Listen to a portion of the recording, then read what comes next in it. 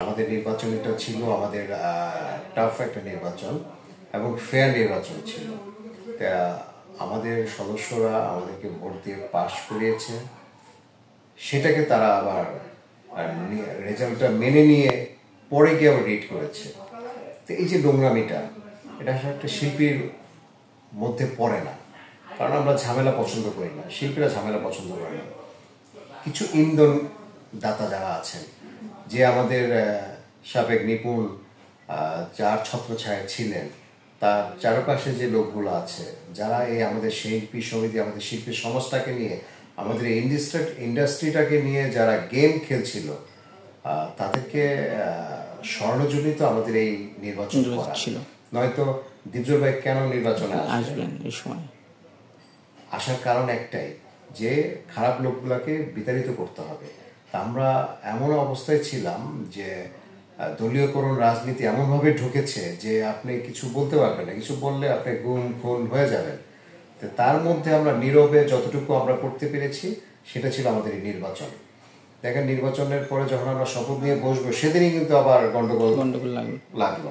গন্ডগোল লাগিয়ে দিয়ে আমাদেরকে কি করলো, যে সাংবাদিকদের সাথে একটা ক্লাস তৈরি করে দিল, যে সেখানেও একটা রাজনীতি, সেখানেও সাংবাদিকরা কিছু সংখ্যক যারা তাদের পক্ষ নিয়ে এই কাজ করেছে, সেখানে আমাদেরকে দর্শকদের সামনে আমাদেরকে কি হিসাবে পরিচয় করালো, যে এরা বিএনপি করে, এরা এই করে, মানে যত সব বলা যায় সেটা করে।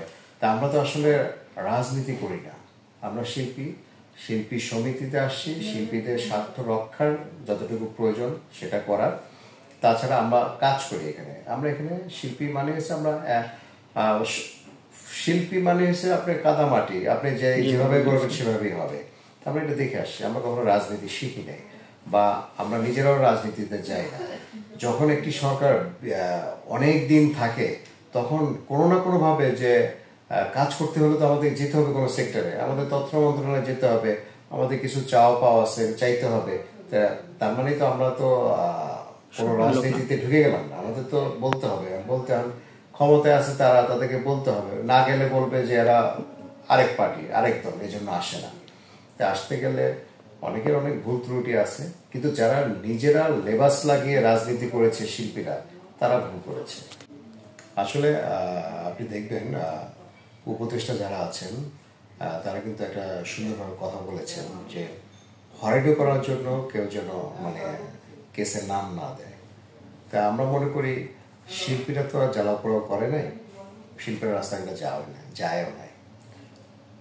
যারা লেবাস লাগিয়ে রাজনীতি করেছে, ফয়দা লুটেছে, তাদের বিচার তো হবে, কিন্তু নিরীহ যারা, তারা যেন বিপদে না পড়ে, এটা আমাদের চাওয়া।